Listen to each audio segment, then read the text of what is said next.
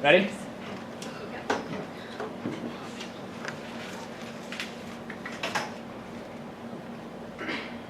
What were some of the problems faced by the newly independent states?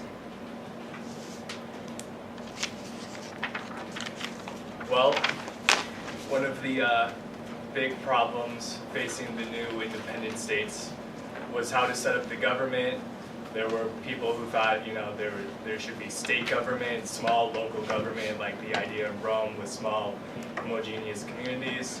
There was others who wanted a strong central government to try to tie these states together, and there's always that sort of debate going on. Yeah, to follow up on that, there wasn't a whole lot of unity between the states.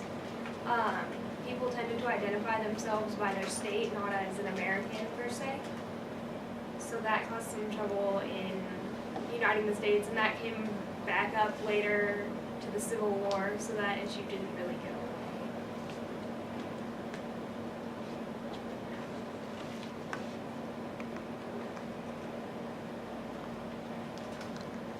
Do you agree with the quotation attributed to Voltaire? I disapprove of what you say, but I defend the death, your right to say it. Yes. And why?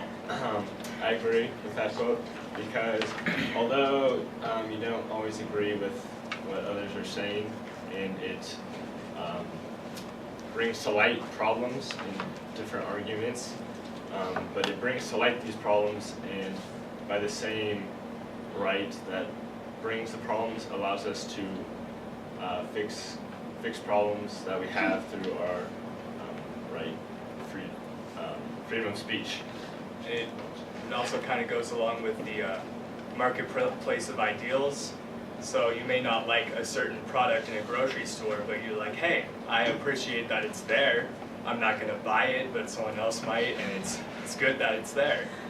And I think when everyone shares their different opinions, it gives other people the chance to learn something about other people and try to understand where they're coming from, and maybe that would shift their opinion a little bit. And I have to say, without the freedom to say whatever you want, it's not really a free society. And, what good is your right to thought if you can't express your opinions?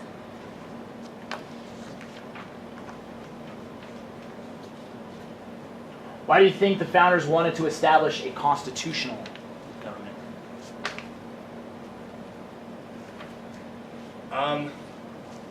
I believe the founders wanted to establish a constitutional government because they wanted it to be more difficult to change. Like in Britain, their unconstitutional or unwritten government, which is very easily changed. They felt like it would be better to have these sort of ideals locked in and difficult to change, so that things can't just happen like that. It has to be like a process. Yeah. There's a protection on the people's rights when it's not as easy to change the rights through a constitution. Establishes rights that aren't easy to change, as Eric was saying, in the snap of the finger, which There's always the idea of not abolishing government for light and transient reasons that's brought up on occasion. That was one of their ideals. And with a constitutional government, it has to go through a long process to get anything changed in the Constitution, which protects our rights more. So why we still have the freedom of speech and right to bear arms hundreds of years later.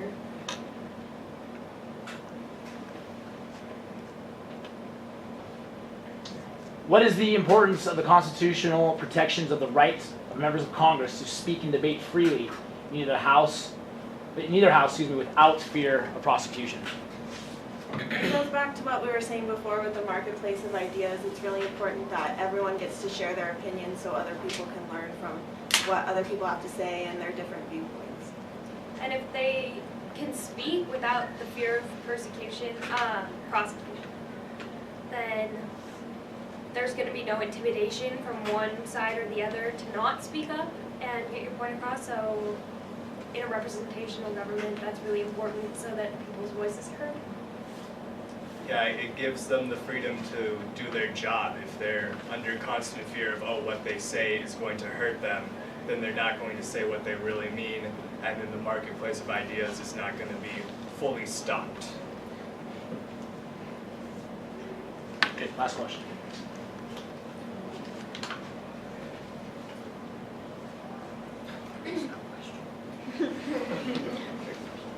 Why is the invention of the printing press with movable type important to the promoting spirit of individualism? The printing press allowed for, we talk about freedom of expression here, so once things could be easily published and distributed, your ideas would be heard. You could send it wherever. It didn't have to be just verbal communication, and it became cheaper to print. So that also brought around propaganda, news. Things would travel faster with movable type.